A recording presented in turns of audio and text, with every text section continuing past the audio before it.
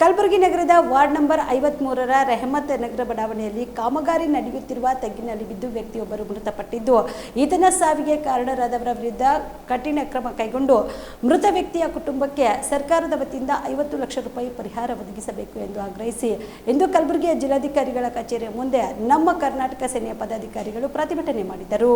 ಕಲಬುರಗಿಯ ಜಿಲ್ಲಾಧಿಕಾರಿಗಳ ಕಚೇರಿ ಮುಂದೆ ಪ್ರತಿಭಟನೆ ನಡೆಸಿದ ಪ್ರತಿಭಟನಾಕಾರರು ಕಲಬುರಗಿ ನಗರದ ವಾರ್ಡ್ ನಂಬರ್ 53ರ ರೆಹಮತ್ ನಗರ ಬಡಾವಣೆಯಲ್ಲಿ ಮಹಾನಗರ ಪಾಲಿಕೆಯ ಪರವಾನಗಿ ಪಡೆಯದೆ ಪಿಡಬ್ಲ್ಯೂಡಿ ಅಧಿಕಾರಿಗಳು ಅಕ್ರಮವಾಗಿ ಗುತ್ತಿಗೆದಾರನ ಮುಖಾಂತರ ಕಾಮಗಾರಿಯನ್ನು ಪ್ರಾರಂಭಿಸಿ ಕಾಮಗಾರಿಯ ಸ್ಥಳದಲ್ಲಿ ಯಾವುದೇ ರೀತಿಯ ಸೂಚನಾ ಫಲಕಗಳು ಅಳವಡಿಸಿಲ್ಲ ಹಾಗೂ ಅನುಮತಿ ಪಡೆಯದೆ ಕಾಮಗಾರಿಯನ್ನು ಪ್ರಾರಂಭಿಸಿರುವುದರಿಂದ ವ್ಯಕ್ತಿ ಓರ್ವನ ಸಾವಾಗಿದೆ. ಮೃತನ ಸಾವಿಗೆ ನೇರವಾಗಿ ಪಿಡಬ್ಲ್ಯೂಡಿ ಅಧಿಕಾರಿಗಳು, ಲ್ಯಾಂಡ್ ಆರ್ಮಿ, LNT ಕಂಪನಿ ಹಾಗೂ ಗುತ್ತಿಗೆದಾರರು ಕಾರಣವಾಗಿದ್ದಾರೆ. ಈ ಕೂಡಲೇ ಸರ್ಕಾರದ ವತಿಯಿಂದ ಮೃತ ವ್ಯಕ್ತಿಯ ಕುಟುಂಬಕ್ಕೆ 50 ಲಕ್ಷ ರೂಪಾಯಿ ಪರಿಹಾರ ನೀಡಬೇಕು. ಇಲ್ಲದೆ ಹೋದಲ್ಲಿ ಮುಂಬರುವ ದಿನದಲ್ಲಿ ಬೀದಿಗಿಳಿದು ಹೋರಾಟ ಮಾಡಬೇಕಾಗುತ್ತದೆ ಎಂದು ಎಚ್ಚರಿಕೆ ನೀಡಿದರು. ನಮ್ಮ ಭೂಸೇನಾ ನಿಗಮದವರು ಇವರೆಲ್ಲರೂ ಸೇರಿ ಅಲ್ಲಿ ಭಯಂಕರ ಕಳಪೆ ಕಾಮಗಾರಿ ಮಾಡೋದಕ್ಕಾಗಿ ಪರ್ಮಿಷನ್ ಇಲ್ಲದೆ ದೌರ್ಜನ್ಯದಿಂದ ಗುತ್ತಿಗೆದಾರರು ಅವರು ಸೇರಿ ಆ ಒಂದು ತೆಗ್ಗನ್ನು ತೋಡಿ ಅಲ್ಲಿ ಯಾವುದೇ ಸುತ್ತು ಏನು ಹಾಕದೇನೆ ಹಾಗೆ ಫ್ರೀಯಾಗಿ ಬಿಟ್ಟಿದ್ದರಿಂದ ಅಲ್ಲಿ ಮಳೆ ಬಂದು ನೀರು ತುಂಬಿ ನೆಲ ಯಾವುದು ತಗ್ಗು ಯಾವುದು ಅಂತ ಗೊತ್ತಾಗದೆ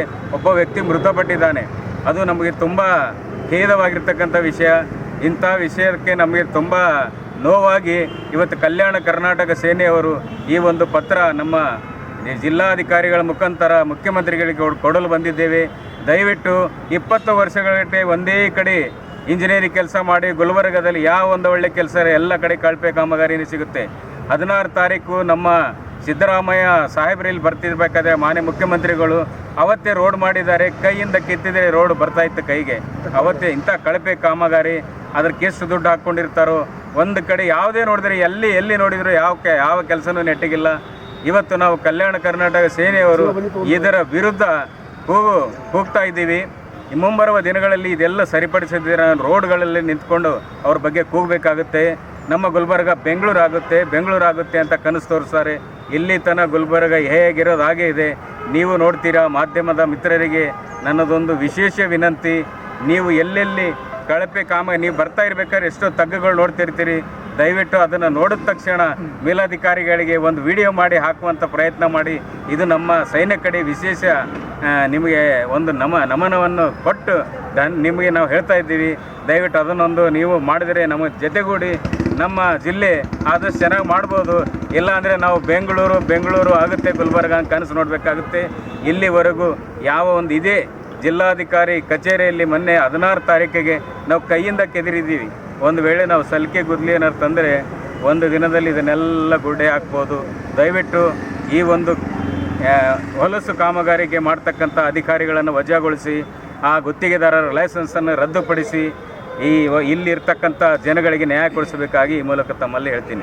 BPL ರೇಷನ್ ಕಾರ್ಡ್ ಹಾಗೂ ಆಯುಷ್ಮಾನ್ ಕಾರ್ಡ್ ಫಲಾನುಭವಿಗಳಿಗೆ ಸುಜಿನಿ ಆಸ್ಪತ್ರೆಯಲ್ಲಿ ಉಚಿತ ಚಿಕಿತ್ಸೆ. ಕಲಬುರಗಿಯಲ್ಲಿ ಸ್ತ್ರೀ ರೋಗ ಹಾಗೂ ಮಕ್ಕಳ ಚಿಕಿತ್ಸೆಗಾಗಿಯೇ ಪ್ರತ್ಯೇಕ ಆಸ್ಪತ್ರೆ ಪ್ರಾರಂಭ. ಸುಜಿನಿ ಕಲ್ಯಾಣ ಕರ್ನಾಟಕ ಭಾಗದ ಅತ್ಯಾಧುನಿಕ ತಾಯಿ ಮತ್ತು ಶಿಶುವಿನ ಆರೈಕೆಯ ಆಸ್ಪತ್ರೆ.